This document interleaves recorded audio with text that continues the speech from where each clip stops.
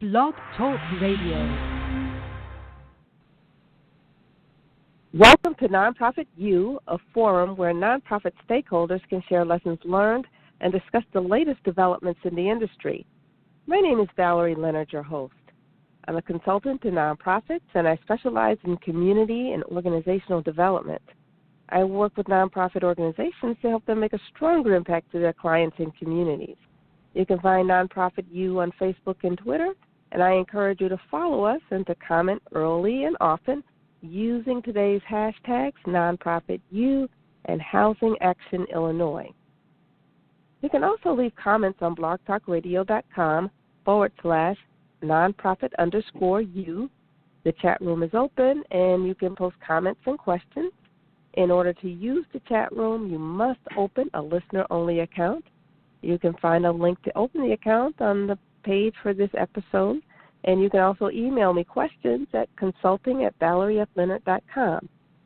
We'll be taking questions by phone and from our chat room at about the 30-minute mark or so. The call-in number is 347-884-8121, and remember, if you're going to chat or email or send anything through Facebook, you can actually start posting now. Today's topic is building development capacity through training and advocacy. We'll talk about Housing Action Illinois' training and consulting program and upcoming full-day grant writing workshop. Again, we encourage you to call in with questions at about the 30-minute mark. You can start posting in the chat room right now, and you can start emailing me right now if you'd like. Again, my email address is consulting@valeriefleonard.com. And if you want to participate in the live chat, remember you have to open an account, and the account link is found on the episode page right beneath the chat box. Again, the call-in number is 347-884-8121. Nonprofit and community development professionals, as well as policymakers, are especially encouraged to call in and share your stories and strategies. Today's guest is David Young. David is the Director of Training for Housing Action Illinois, and in this role, he's responsible for providing capacity-building services to nonprofit developers and housing counseling organizations so that they can increase these agencies' abilities to best serve their clients and communities. David's previous experience includes serving as the Executive Director of a Community Development Corporation. He has also served as a real estate developer, property manager, and housing counseling group education leader. David is a native of Buffalo, New York, and he's also an urban studies graduate of the University of Rochester and has completed training through the National Development Council, NeighborWorks America, and the Institute of Real Estate Management. He currently serves on the Illinois National Association of Housing and Redevelopment Officials, and he's on that board of directors. So good afternoon, David. It's a pleasure to have you as a guest today. And before we get started, can you tell us a little bit about Housing Action Illinois and how you came to work for them? Good afternoon, Valerie. It's a pleasure to be here, and I'd be happy to tell you and the audience a little bit more about Housing Action Illinois. We are a 30-year-old nonprofit organization, and we represent the interests of housing counseling organizations, anyone that is engaged in housing in Illinois and is looking to improve housing in Illinois, whether it's housing for homeless services, for supportive housing, for low to moderate income housing. Anyone who is really interested in helping to improve housing in Illinois is a member of Housing Action Illinois. We have about 170 members currently. And Housing Action Illinois serves its members in a variety of different ways. We provide training and technical assistance. We provide public education and organizing, as well as advocacy. And in that way, we are able to help our organizations, our members, to do more so that they can serve more people. Mhm. Yeah, I think that's really interesting. Mhm. Oh, I'm sorry. Go ahead. Yeah, you had I was asked, the other question you had asked was about how I came to work for Housing Action Illinois, and I had spent a number of years working for community development corporations in an executive capacity, and found that I really wanted an opportunity where I could use everything that I've learned from all the successes and all the failures to help other organizations to do their work better. And when this position as Director of Training and Technical Assistance came available, I applied and was very excited to get the offer, because it really meant that, especially working with other executive directors, which sometimes can feel like a very lonely job.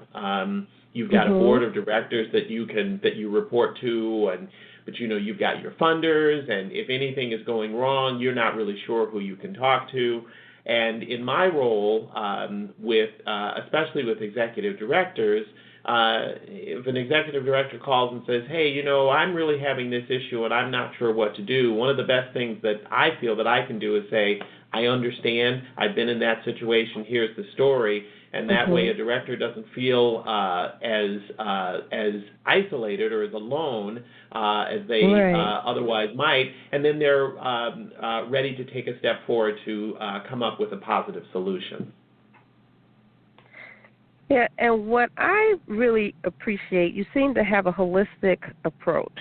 Too often, I've seen agencies just focus in one area, either training and technical assistance or the organizing or the advocacy. But you guys are bringing all of that together, because at different times, different points in time, you're going to need all of that. I don't think, any one of those strategies is going to be enough when you're trying to advance affordable housing issues.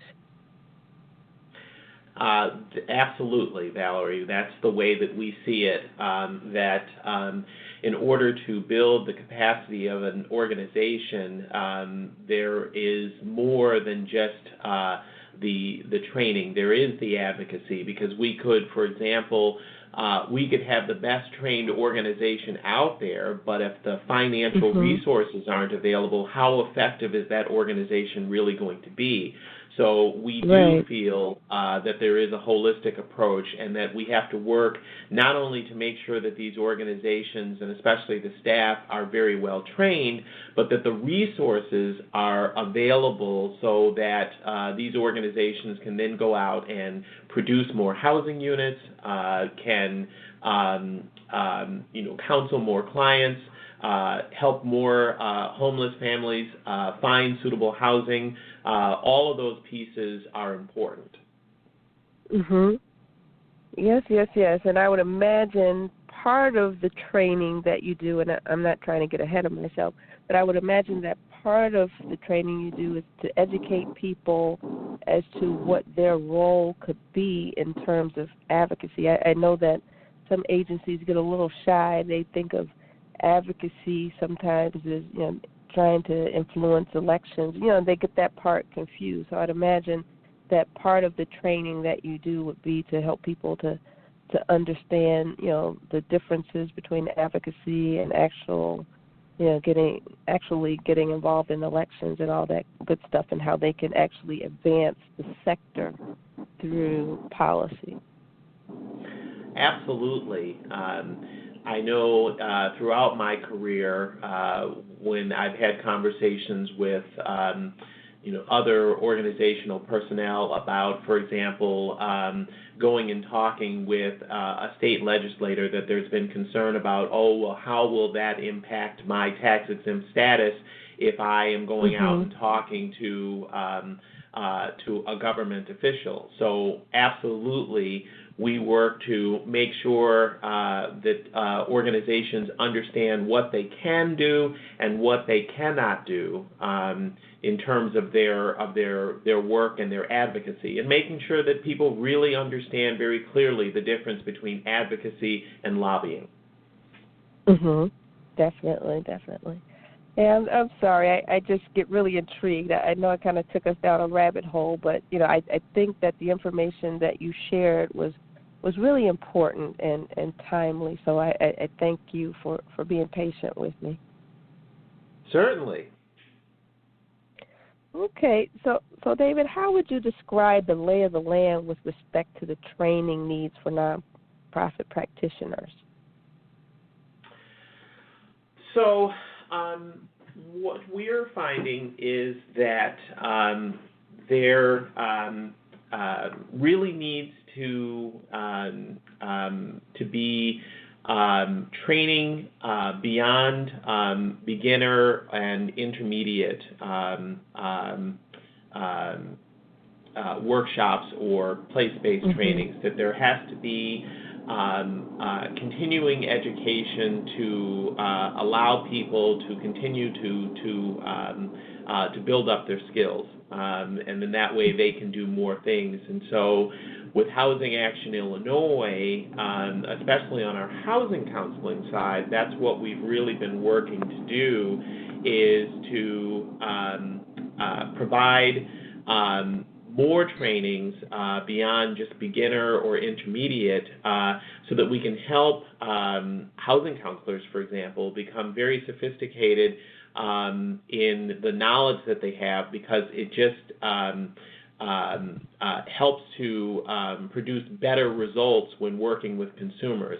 Consumers are coming to a housing counseling organization, for example, with a number of different issues, and the more information that a housing counselor knows, the better they can answer that consumer's needs and help them come to a positive outcome. So that's interesting. So when you look at the needs that they're having, are they more complex, meaning that some of the issues sometimes extend beyond just housing development, and it might lend itself toward social services? Like, for example, we need more support for veterans, or we need more support for elderly, or more support for emancipated youth. Is it that kind of a thing, or are people more concerned about transactional kinds of things and tax-related issues? I'm just curious.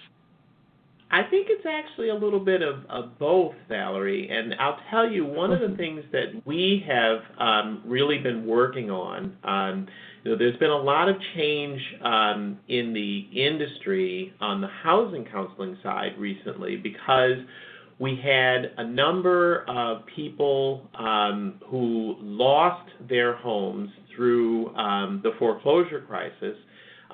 Some of those folks are still coming back into the market, but you also have some folks that have decided, I don't want to go through that experience again. I'm going to continue renting, but I still need help because I don't know, there's an issue with my apartment, for example, and I'm not sure what can I ask my landlord to take care of and what can I not ask my landlord to do.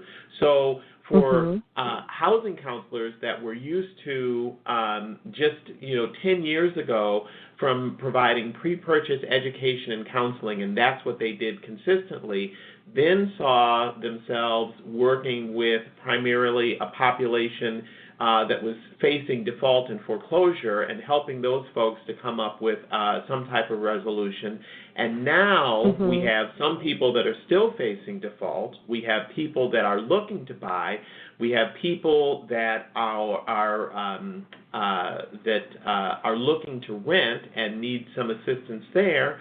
And then we also have people that would like to be able to either buy a home or to rent an apartment, but first need to improve their credit and better understand finances, do better in terms of financial literacy in order to make that next step. So it means that for housing counselors, they just have to know a lot more because consumers are looking for so many more answers. Mm-hmm. And then it doesn't help that if you live in a state that's similar to Illinois, that public access to public, at least at the state level, resources, and probably under new administration, it could probably be true at the national level. But it gets tougher. So you guys are going to have to be more resourceful as well as your clients. It sounds like. Absolutely, and I'll give you an example of something that we are working on right now, and this really came from having conversations with consumers. We've had a number of consumers who have come to see us and have been interested in purchasing a home or even renting an apartment or buying a car, but because they have so much student loan debt, it has limited their opportunity to save for a down payment or to save for and secure good financing on a vehicle. And so that has a real impact on what that person is able to do. Will they be able to afford a nice apartment close to where they're working? Will they be able to get married? Will they be able to have a family? And so we have actually designed a new curriculum that we're using to train housing counselors so that they can speak to students and their parents before the student starts to sign student loan packages so that you understand what the ramifications of the student loan debt are going to be when you finish college. We're not discouraging people from taking out loans because most people need to take out student loans in order to go to school. But as you talked about a few moments ago, we don't educate students in high school about what this student loan debt is going to mean. We don't talk to parents about it so that parents can talk to their students. So our goal with this is to be able to train housing counselors, and then housing counselors can work with local school boards and do presentations for parents and students to say, here's what you need to know before you sign that student loan. This is the impact that it's going to have. I know that, and this is certainly ancient times when I was getting ready to go to college, but I did not I didn't put any thought into what that student loan debt was going to mean when I finished college, how long it was going to take to pay off, how it was going to impact other things. When I was 16, 17 years old and first thinking about, okay, I'm going to take out student loans, I could barely think beyond what the end of my freshman year was going to be, let alone that I'd be paying student loan debt back for the next 12 years. So if we can help students and parents to understand that, then they can take a more critical eye at whatever loan packages they're looking at, and also just understand this is what it's going to mean for me post-college. And so maybe if I thought I wanted to be able to buy a house immediately after graduating from school, I'm probably not going to be able to do that, but I might be able to work with a housing counseling organization post-college that can help me get there faster. Oh, I love it. I love it. I never, ever thought of the relationship between housing and college, preparing for college. So you guys are a step ahead of the game. I think that's excellent. Yeah, I think that, we tend to look at housing counseling just thinking about, well, I'm ready to buy a house now, so I will go and see a housing counselor. But housing counselors really are available to help with so much more. Because of the student loans, we might have an opportunity to talk to households that never thought that they would need the services of a housing counselor, but really benefit from having that information. I'm going to start calling them life counselors. Yeah, right, or maybe there, and it's I'm glad that you brought that up, because there is there's some discussions going on nationally about looking to change the name of housing counseling to something else, to maybe housing advisor or housing coach, because sometimes I think the term counselor might turn some people off, because they think of you go to counseling when something's gone wrong, right? Right. And so if nothing's really gone wrong, what do you need to go see a counselor for? So if we were saying you should go see a housing advisor or a housing coach, then some people who otherwise are turned off by the term counselor might be more open to going and working with those folks and those organizations. So we'll keep you posted on that national discussion that involves a lot of different organizations and also the federal government. So it moves a little bit slower than we'd like. Yes. And Housing Action Illinois, you also help housing counselors and their agencies to build their skills and capacity so that they can provide the best housing and housing-related services to renters and homeowners, and we kind of talked about that. So Sure. What are some of the specific trainings that you offer? So another, I talked about the student loan, and then we've also, last year we introduced a new rental training, and that is to train housing counselors to work with people in the rental community. So someone that is currently renting an apartment, or someone that is looking to rent an apartment, someone that might be having issues with a lease or something like that. We have put this training together to help counselors to be able to work with that market. We did one of the classes last year, and it went very, very well, and we have more of those scheduled for this year. And then we also do some work on the technical side. Housing counselors that work with the U.S. Department of Housing and Urban Development are required to have a client management system to help them keep track of the households that they're serving, and then they use that client management system to transmit that data to HUD's housing counseling system. The majority of housing counselors in the United States use a program called Home Counselor Online, or HCO. And we worked with a number of counselors that were using it but not able to use it efficiently. And so we actually developed a course that we actually offer in a computer lab, and the attendees bring their username and their password.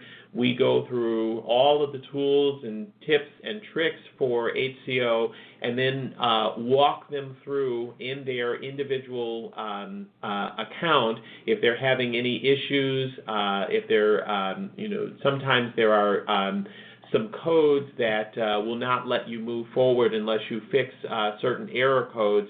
And so we have helped people to be able to do that.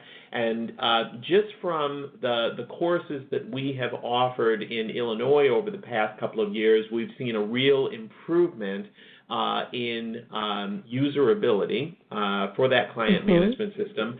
And it also means that there are we're having less reporting mistakes.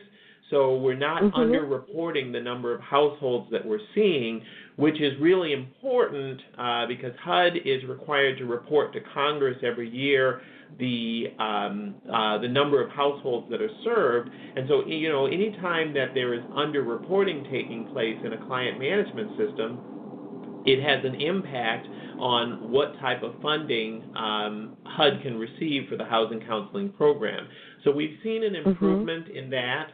We've also started working to offer that class nationally. We offered it once last year in Phoenix, and we have another one scheduled for later this year in Denver.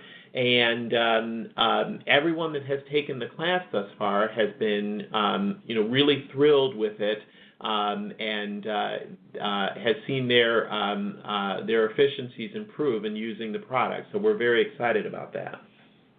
Oh, that's awesome. So in that regard, when you're taking your show on the road, are you, Housing Action, are you acting in the role of a consultant, or you're basically an affiliate, so it's really not a consulting fee to the institutions that you're teaching? So we actually do it both ways. We have worked with there's a national organization, an organization that has a contract with HUD to provide trainings, the Rural Community Assistance Corporation, or RCAC. Oh, yeah. And we've actually contracted with them to offer a couple of classes. So, for example, the class that we did, the HCO class that we did in Phoenix last year was with them, and the one that we're doing in Denver later this year is also with them. But we've also then reached out to other organizations. We are a member of a group called NACEDA, which is the National Alliance of Community and Economic Development Associations. And so it represents groups like Housing Action Illinois across the country. There's a similar organization in Indiana called Prosperity Indiana, for example, and there's CDAM in Michigan. And so through our affiliation with NACEDA, we've also reached out to our partner organizations in other states about bringing this training directly to them. And so we're hoping to be able to offer HCO in Florida and in Ohio later this year. Okay, great. So as a HUD intermediary, that is, you're getting a contract from HUD to provide technical assistance, and in some cases, I would imagine, some financial pass-through. So you receive funding from HUD, and then you subcontract, right, with a statewide network of regional affiliates, and then they provide administrative support, or you provide administrative support. I'm not quite sure how that works. Sure. We are an intermediary. We are a regional intermediary. So we actually serve currently 3 Midwestern states: Illinois, Indiana, and Missouri. And we have 26 sub-grantees in that service area. And so we actually apply to HUD on behalf of those sub-grantees and then get an award. And we do subcontract or sub-grant the majority of those dollars to those 26 organizations. And we provide administrative support as well as training and capacity building to those organizations. So, so for example, just filling out the NOFA, the response to for HUD can take a couple of weeks, and by having Housing Action Illinois respond to that NOFA on behalf of these 26 organizations, we're saving nearly half a year's worth of staff time across these organizations because we're doing the application on their behalf. We do the quarterly requisitions on their behalf. So they're still providing some information to us, but we are the ones that are doing the majority of the work for the requisitions. We do trainings. We also work with the organizations to help them prepare for their performance reviews with HUD, which take place every 3 years. So we work very closely with our organizations to make sure that they are meeting all of HUD's guidelines, that their staff is properly trained. If they are looking to introduce new programs and services in their communities, we help them to do that. We are also looking at, marketing and communications is just so very important these days to be able to connect with people that need your services. And so we're spending more and more time with our organizations helping them to craft their message and to get that out there so that people know that they're there and will use their services. Oh, that is excellent. So is this a closed group of selected organizations? And then I guess when I say selected, are they your members? Are they people who apply? How do you get to be a part of this group? So for the intermediary, organizations that would be interested in joining an intermediary would just have to reach out to Housing Action Illinois. We look to organizations that are HUD approved. So we prefer for organizations that have already gotten their housing counseling approval from HUD and then can join us.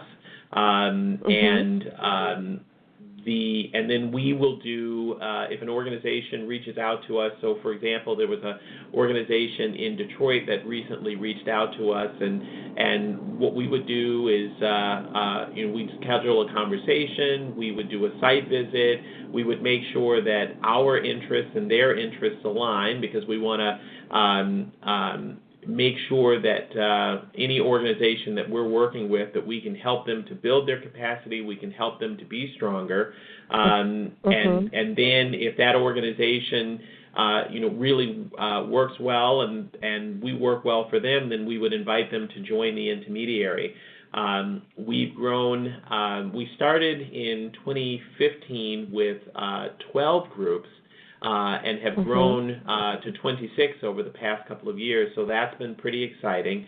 We we do expect to grow a little bit over the next couple of years. It's Valerie, it's we want to grow so that we can serve more organizations, but we also want to stay small so that we can continue to provide the highest quality service to the organizations that we work with. This is really, really interesting stuff. So what have been some of the outcomes that you've seen as a result of the work that you're doing? So we have seen more organizations taking on additional services.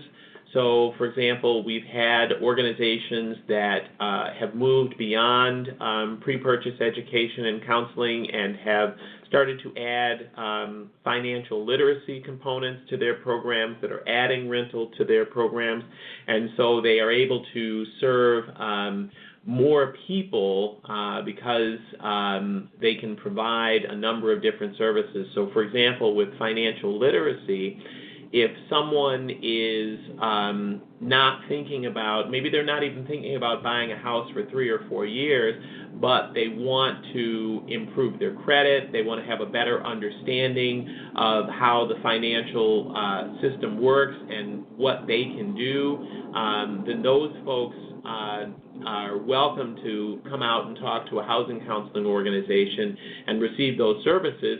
And then maybe 3 or 4 years down the road, after they've saved some money, after they've seen their credit score go up, or even after they've established credit, because we have some folks that have not operated in the traditional banking system, and so after helping those folks to be able to do that, then maybe they are ready to purchase a home. So the fact that our organizations are able to provide that much service is really we're really excited about. And then another thing.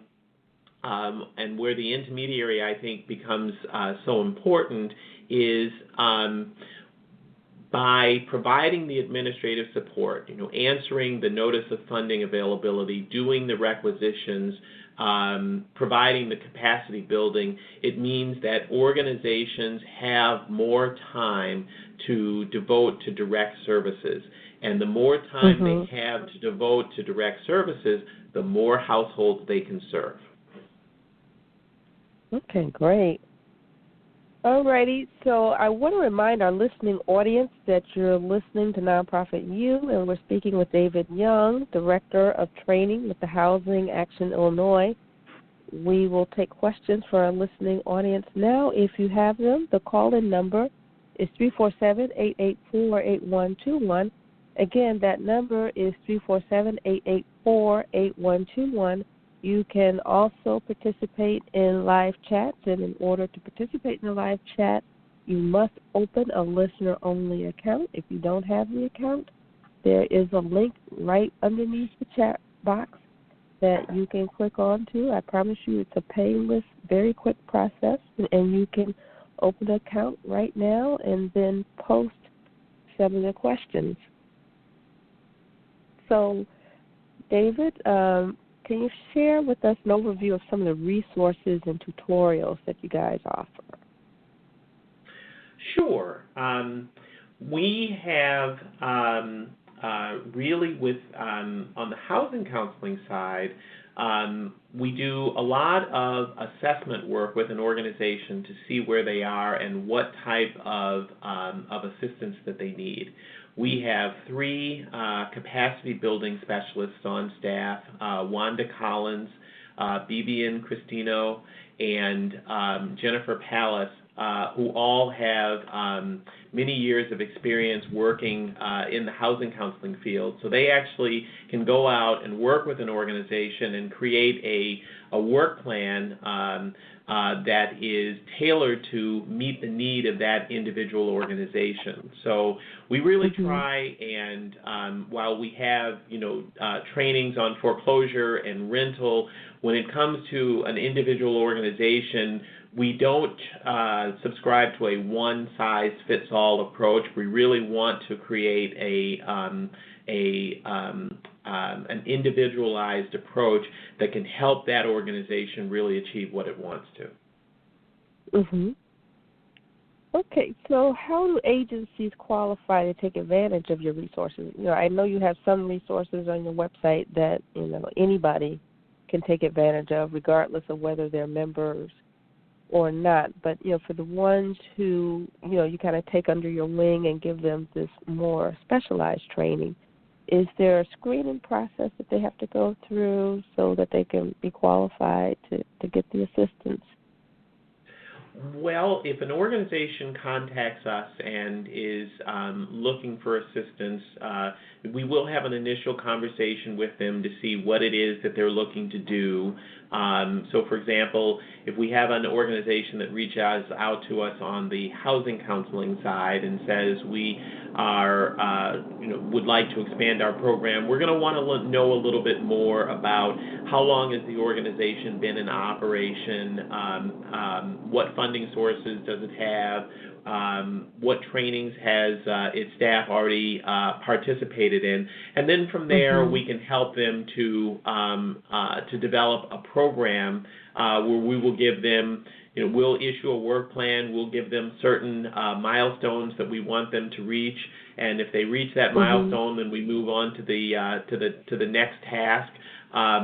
But the first step is if an organization in Illinois is interested in that type of assistance, they just have to reach out to us. Okay, great. Now, do they necessarily have to be members? I know you would prefer them to be, but is that a requirement? That is not a requirement.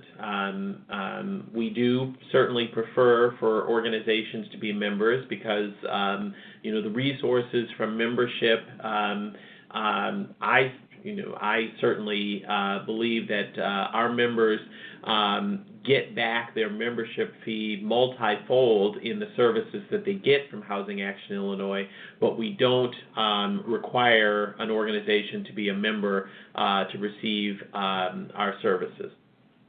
Mm-hmm. And for me personally, and I'm not speaking for you or anyone else, but for me personally, I think you get better results when you have skin in the game. I think when people try to build businesses or build organizations without putting any of their own money into it or any other investment in time, they get exactly what they put into it. They tend to not take it as seriously. And I know you guys are being very generous and not requiring, but, for me personally, I would encourage anyone who is not a member of HAI and you're looking to really get into development game seriously, that you would consider becoming a member and supporting the work that they do, especially in this environment. We just had a change in the tax law that's going to presumably make it less attractive to make donations. And then we have this budget impasse, going on in Springfield. And, there are just fewer resources. So I'm just encouraging people as much as you can to support this organization. Even if you're not a housing organization and you just want to give, just give. And no, David didn't ask me to say that. Okay, I'm sorry. Well, I appreciate the endorsement, Valerie. Thank you. Yes, we definitely appreciate that. And you're right. I know we've spent a lot of time talking about the housing counseling side, but you're absolutely right. On the developer side, it's a whole new ballgame right now with the tax law changes. I remember last year, Housing Action Illinois has a conference every year, the Housing Matters Conference, which takes place every October. And, last year I was talking to a couple of tax credit syndicators and saying, well, what do you think is going to happen? And many of them were, we just have no idea. The pricing for tax credits had gone down, which meant that developers that were looking to build buildings would have to build a smaller program with less units and serve fewer people because the resources just weren't available. And at the same time that this is happening, we are seeing more and more people who are spending more than 30% of their income in order to afford an apartment. And those affordable apartments there are less and less of them available. So what are we going to do as the prosperous nation that we are to be able to answer that question and provide units for people? And as you know, Valerie, the folks that we're talking about are spending 30% of their income. That means that they're working, and they're working hard. So, as the prosperous nation that we are, it is in our best interest to make sure that those folks, after working hard all day, have a safe, affordable place to call home and raise their families. So on that note, can you share a couple success stories? I know you have many, that you've had working with nonprofit affiliates in your role as housing counselor, agency, intermediary, or even as someone who works with developers. What are some of the success stories? Sure. So one thing that we did a couple of years ago, and this was through the Illinois Attorney General provided funding to a number of organizations, both developers and housing counselors, through the National Foreclosure Settlement, and Housing Action Illinois was brought in as an expert to provide capacity and technical assistance to other National Foreclosure Settlement grantees. So one of the organizations, the Chinese American Service League, or CASL, looked to develop a down payment assistance and a rental assistance program that they could use in their service area. And what was very unique about this was, not just providing down payment assistance for someone to purchase a home or a condominium, but also having understanding that sometimes it's difficult for a household to come up with what they need in order to rent an apartment. So making sure that dollars were available for those households as well. So we were able to work with CASL to help them to design the policies and procedures and the underwriting for how this program was going to work. And that program was then launched a couple of years ago, and the Attorney General herself actually came out for the launch of that program. And CASL was able to provide resources to help some families purchase a home, as well as help some families to be able to rent an apartment. So it was very exciting and rewarding for the Housing Action Illinois staff to be involved in that process, to help CASL to be able to put those pieces in place.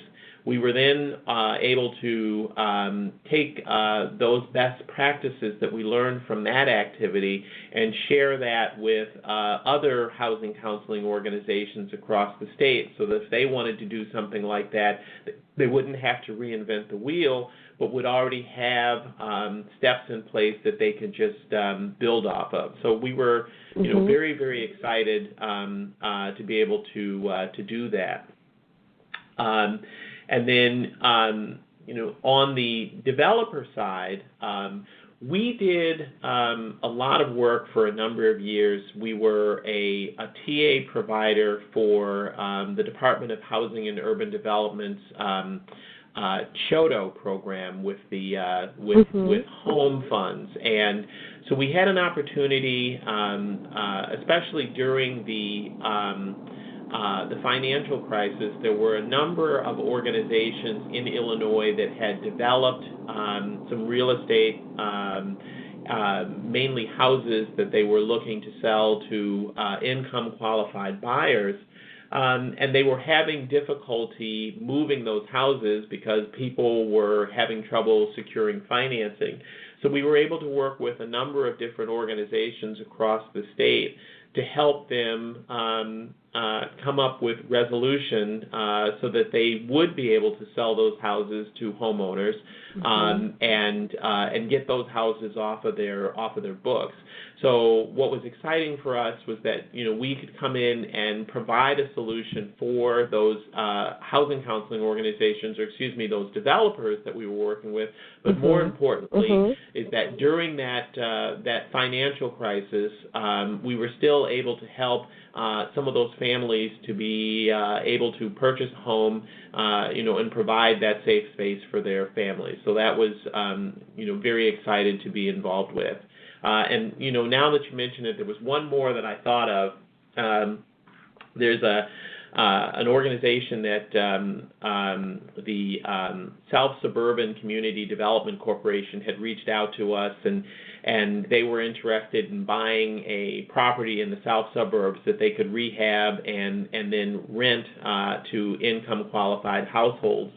And so we actually sat down with them, looked at what they wanted to do, talked about the different types of buildings, and actually helped them put together their pro forma, their development and their operating budget, so that when they went seeking financing, they had the operating pro forma that would show how much this building was going to, what the expenses were going to be and what the income was going to be, and show that this was a reasonable investment for a bank to make. And they were able to get the financing and to work on doing that building. So to be involved in that process and to be able to look over the numbers and to make sure that the numbers looked good before South Suburban CDC went to a bank, and then for them to actually get that financing was quite rewarding for us. Oh, excellent. So and I don't mean this to sound patronizing to you or anybody else who has received your services, but I can imagine at some point you feel like a parent, and these are all your children all over the state, and you can just see their growth and development over the years. That must be a good feeling. It is definitely a good feeling. We've had some organizations that that weren't even doing housing counseling 4 years ago that we helped to start a program and then get HUD approved, and to see them as they have been able to significantly expand the number of households that they're helping in their community has definitely been rewarding for us, and we hope that we can continue to do that. And, on the development side, we would certainly like to be able to do more of that going forward. I think that there is a need to help the development community with the work that they want to do, and we look forward to doing that. Okay, so let's go back to Chotto. I know you mentioned about 5 minutes ago the work, one of your success stories being surrounded or associated with the Chotto. Can you first of all define what a Chotto is, and can you talk about some of the work that you've done actually helping people to become certified as Chottos and what that has enabled them to do? Sure. So the Chotto is a term that is affiliated with the HOME program, which is some dollars available through the federal government for housing production.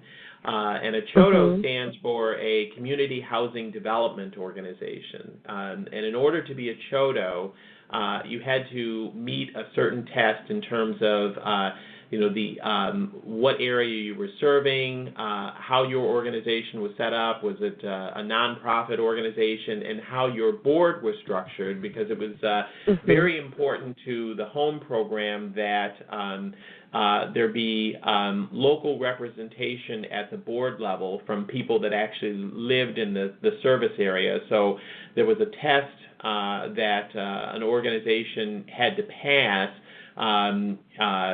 making sure that its board met that test, and there were other components in order to be a Chotto.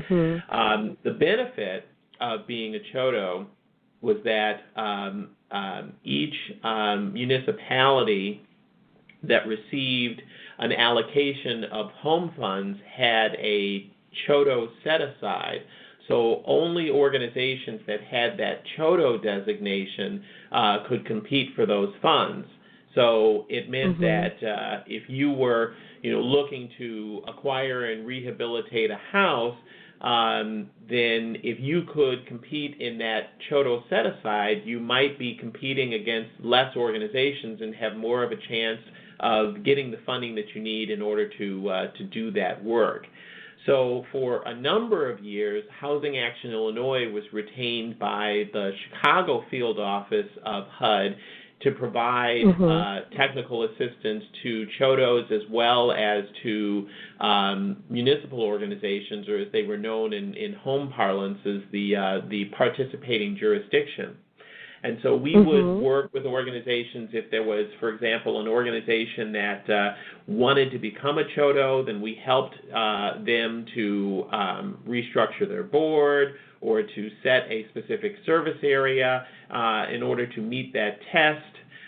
We also continued to provide services to organizations after they became a Chotto. If there was an organization that was looking to acquire a house and rehab it, then we might help them to determine their what price they were going to pay to acquire the house and what their costs were going to be to rehab it. We also did a number of developer trainings where we actually helped people to understand the fundamentals of development, so that when they were going out there to do this type of work, they understood what they were doing. As you know, Valerie, there are folks that have very good intentions on wanting to do something, but sometimes those good intentions, if they don't have the right training, or you don't have the right person standing with you saying, no, don't do that, do this, there can be issues. Right. And so that is the role that Housing Action Illinois often played, is providing that guidance, and then also being a sounding board for those organizations. So if someone called and said, well, we just talked to the contractor, and the contractor wants to charge this much for doing the house, what do you think? Then we'd be able to use the experience that we had from doing a lot of this work to say, well, you might want to talk to the contractor and ask this question, and this question, and maybe you can get that number down a little bit. Or even talking with your municipality, your participating jurisdiction, and saying, well, these are some of the questions that you should probably be asking them in terms of what the agreement's going to say, what's going to happen, when are you going to get the money, what kinds of milestones that you have to make in order to get the next amount of dollars, how long do you have to sell the property, all of those different things we were engaged in and helping organizations to do. Unfortunately, there have been some changes in the home program that from a couple of years ago, and we've seen the number of Chottos fall significantly in Illinois because it became very difficult for organizations, especially at the local level, to retain permanent staff that had experience in development. They had, if you were a small organization, it was very difficult for you to have the type of development pipeline where you had enough houses or buildings under construction and developer fees being earned that you could continue to support a staff member. So a lot of the organizations that we worked with previously that were really had a volunteer board, they might hire a development consultant when they had a project in hand, and then once they started the next one, they would bring in another consultant. Once those organizations had to move to having permanent staff, they couldn't afford to do that, and so a lot of those Chottos that we had in Illinois have since folded, unfortunately. Oh, wow. That's really sad, and I see the need is growing for such agencies. Absolutely, and as you know very well, we want to have organizations that are connected to the communities that they serve and understand what is important to the community. So those Chottos played a very important role, and we could really benefit from having some of those organizations in existence again. Okay, David, we have 3 minutes of our allotted time left. I have a couple more questions to go, and I'm just wondering if I can keep you on for another 5 to 10 minutes max, just to make sure we get through everything, or do you have to have a hard stop at 3 o'clock? No, I can stay on. I'm happy to. Okay, great. You have so much information, and I really do appreciate your literally cutting our heads open and pouring the knowledge in. I hope that doesn't sound so graphically gross, but I feel like that's that's what you're doing.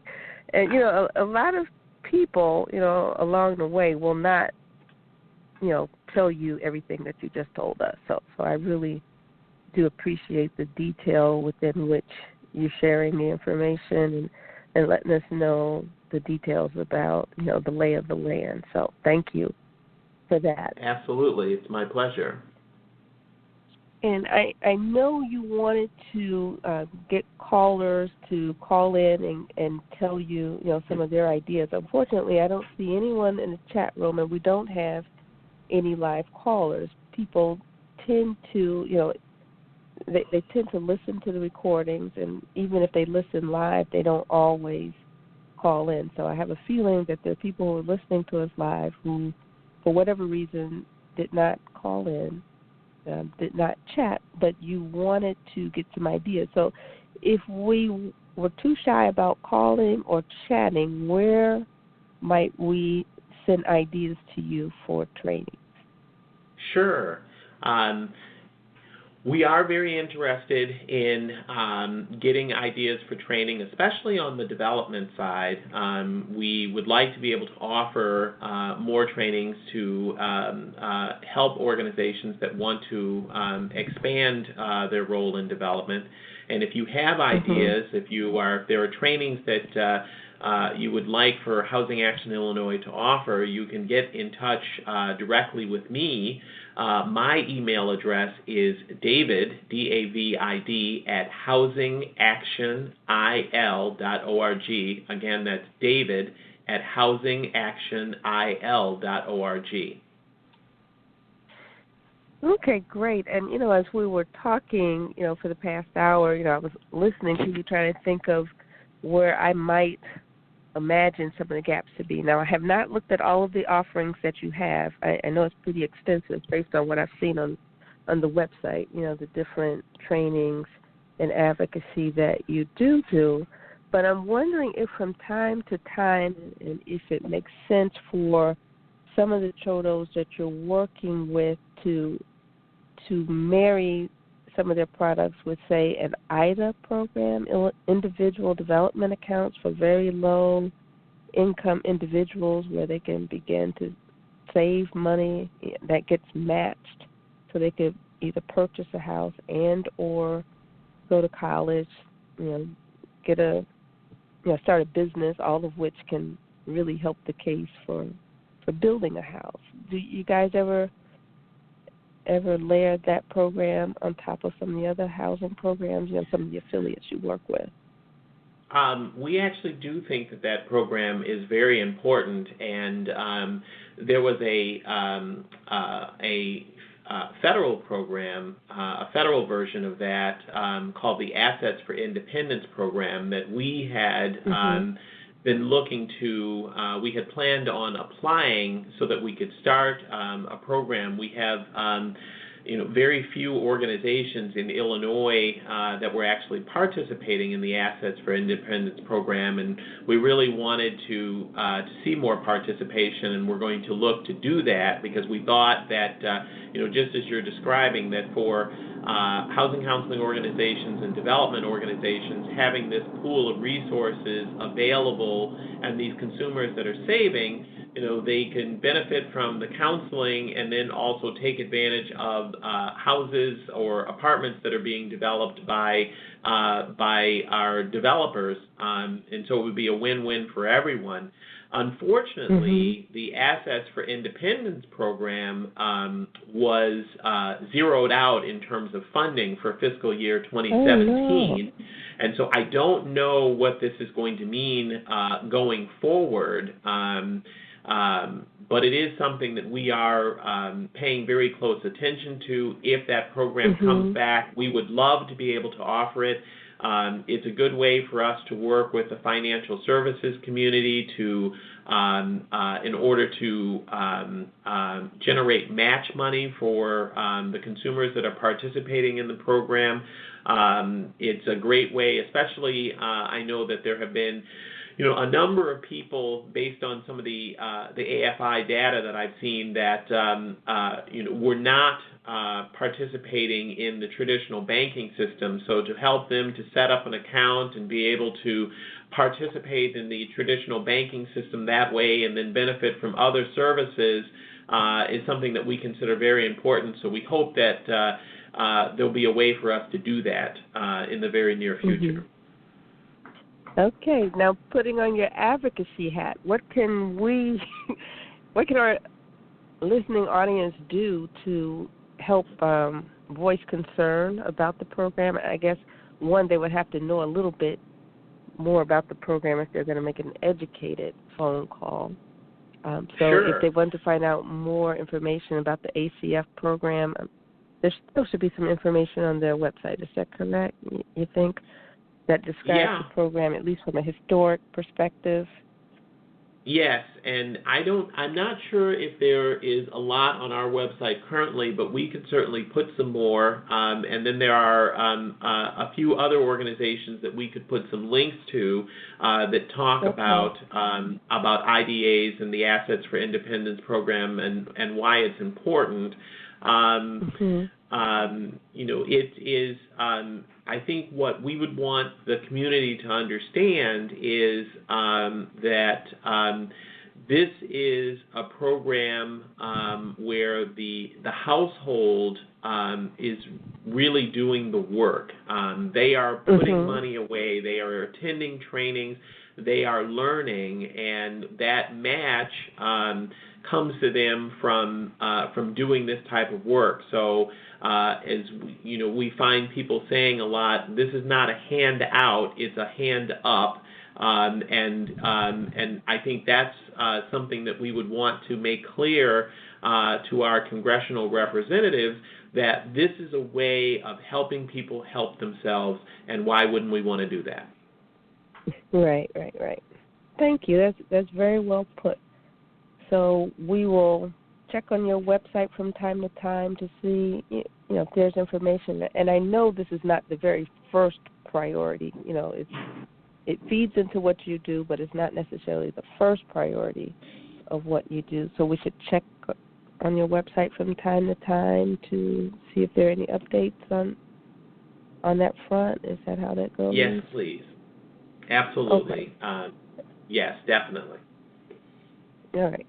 We'll do that. And speaking of websites, you guys have just uploaded an announcement in an area that's near and dear to my heart. You guys are going to be doing 2 full-day grant writing workshops. And full disclosure, I and one of my colleagues, Noah Timmer Jenkins, are going to be co-facilitating this workshop. But, I'm curious as to what made HHI decide to do these workshops.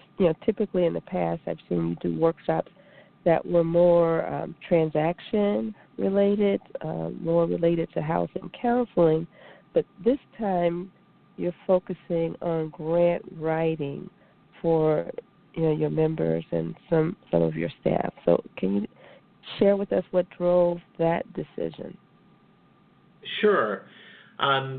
It really, for us, there were 2 things that we were thinking about. Is internally, we are going to have a number of our staff attend, and it's because so much of the work that we do involves grant writing. So even for myself, for example, who works on training and capacity building, I still write a lot of grants for the work that I do. So any type of training that I can receive or my team can receive not only benefits us, but it benefits the organizations that we work with, because we hopefully will have more resources that we can use for more training and capacity building. And then for our members and others, it is extremely important, especially with there being so little resources out there, that these organizations know how to write a successful grant, that they understand how to make that pitch, And so providing that training to the nonprofit community is extremely important in building up their capacity, and that's why we wanted to offer it. So, we're very excited to be able to work with you, Valerie, to do this here in Chicago, and then also offer this class in Springfield, so that organizations in central and southern Illinois will be able to get the same fantastic training as well. Mhm.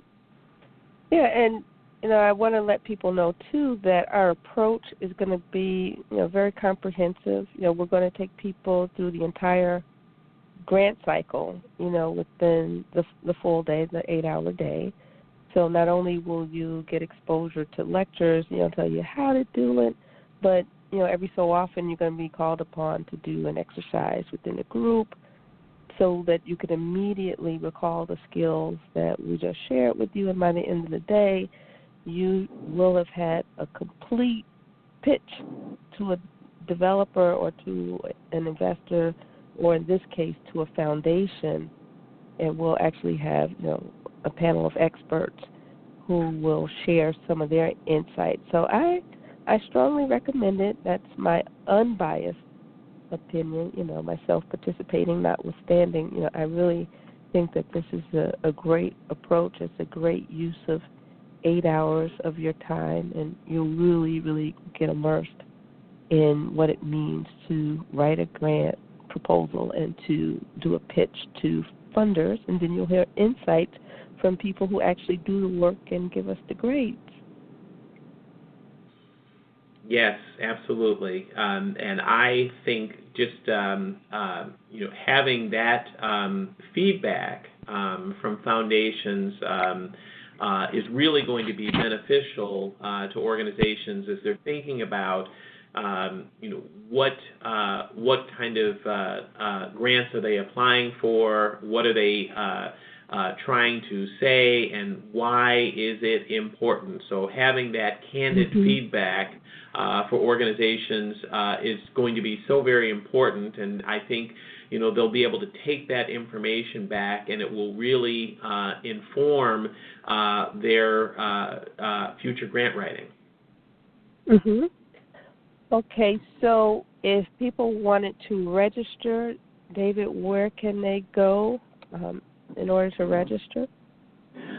You can go to the Housing Action Illinois website, which is housingactionil.org. Again, housingactionil.org. And on our website, you will see a drop-down for trainings. And if you go there, it will show you all the trainings on our calendar, including this fundraising training, and it will also show you exactly how to register. Okay, great. All righty. So a final question, and I thank you again for this extended podcast. So in summary, what are some of the lessons that you've learned along the way, doing this work? And it doesn't necessarily have to be limited to the work that you're doing at Housing Action. You have an extensive background in a number of areas in community development.